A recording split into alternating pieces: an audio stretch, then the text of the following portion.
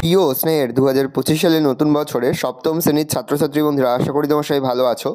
আজ আমরা যে বিষয়টি নিয়ে আলোচনা করব সপ্তম শ্রেণীর ফার্স্ট সামেটিভ অর্থাৎ প্রথম পর্যায়ক্রমিক মূল্যায়নের ইতিহাসের কোশ্চেন পেপার নিয়ে। দেখো সরাসরি স্ক্রিনে তোমার সপ্তম শ্রেণীর ফার্স্ট সামেটিভ অর্থাৎ প্রথম পর্যায়ক্রমিক মূল্যায়নের ইতিহাসের কোশ্চেন পেপারটা দেখতে পাচ্ছ। ফুল মার্কস তোমাদের রয়েছে 30 আর সময় তোমাদের রয়েছে 1 ঘন্টা।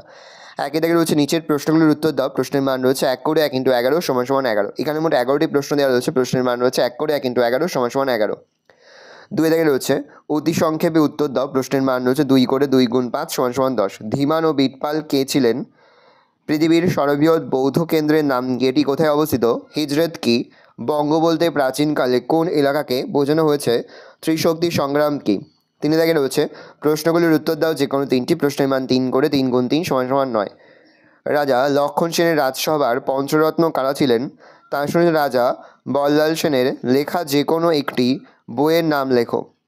টিকা লেখো মাৎসন্যায়। নালন্দা বৌদ্ধবিহার সম্পর্কে যা জানো লেখো। প্রশ্ন কৈবর্ত বিদ্রোহ কি?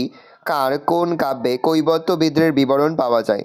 ভালো করে দেখে নাও। এই রয়েছে টোটাল তোমাদের ফার্স্ট সামেটিভ অর্থাৎ প্রথম পর্যায়ক্রমিক মূল্যায়নের সপ্তম শ্রেণীর ইতিহাসের কোশ্চেন পেপার। এবার আমরা আরও একটি নমুনা প্রশ্নপত্র দেখে নেব। স্ক্রিনে তোমরা সপ্তম শ্রেণীর ফার্স্ট সামেটিভ অর্থাৎ প্রথম পর্যায়ক্রমিক মূল্যায়নের ইতিহাসের আরও একটি নমুনা প্রশ্নপত্র দেখতে পাচ্ছ। ফুল মার্কস তোমাদের রয়েছে 30 আর সময় তোমাদের রয়েছে 1 ঘন্টা। একে থেকে প্রশ্ন দিয়েছে, সঠিক উত্তর নির্বাচন করে লেখো যে কোনো 6টি। প্রতিবেশনের মান 1 করে 1 × 6 = 6। ভালো করে দেখে নাও প্রশ্নগুলো। আমি আস্তে স্ক্রল ডাউন করছি।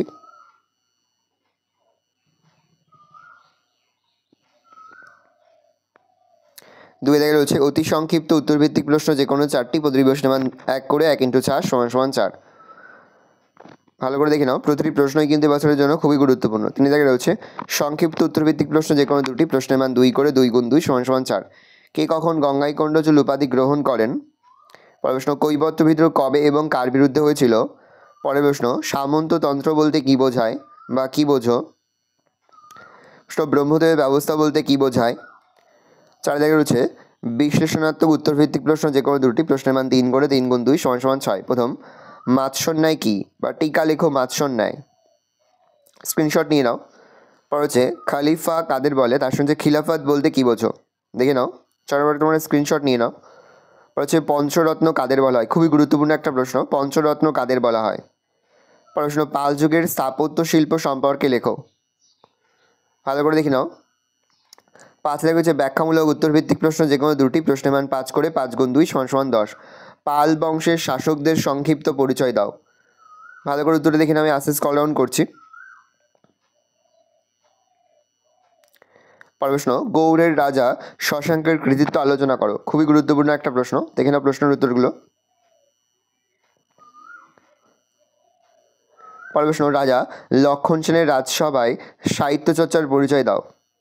এটি কিন্তু এবছরের জন্য খুবই গুরুত্বপূর্ণ একটা প্রশ্ন। পরের প্রশ্ন নালন্দা বিশ্ববিদ্যালয় বা নালন্দা বৌদ্ধবিহার সম্পর্কে যা জানো লেখো। ভালো করে দেখে নাও।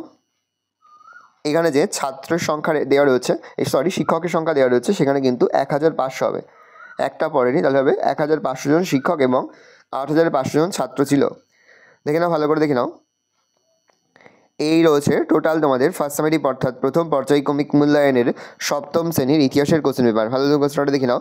আশা করি ভিডিওটা ভালো লেগেছে। ভিডিওটা ভালো লাগলে ভিডিওকে লাইক করতে ভুলবেন না। আমার চ্যানেল নতুন হওয়া লাল কালার সাবস্ক্রাইব প্রেস করে পাশে বেল আইকন প্রেস করে যখন নতুন করে ভিডিও আপলোড করি সবার ফার্স্ট নোটিফিকেশন পেয়ে যাও। আর এই ভিডিওটি তোমার বন্ধু বান্ধবী আত্মীয়স্বজন সবার মধ্যে কিন্তু অনেক শেয়ার করে দেওয়ার বছর সপ্তম শ্রেণীতে পড়ছে। আমরা কিন্তু ইতিমধ্যে সপ্তম শ্রেণীর প্রতি বিষয়ে সিলেবাস, প্রশ্নকার এবং নমুনা প্রশ্নপত্র কিন্তু আপলোড করে দেন এখনও পর্যন্ত।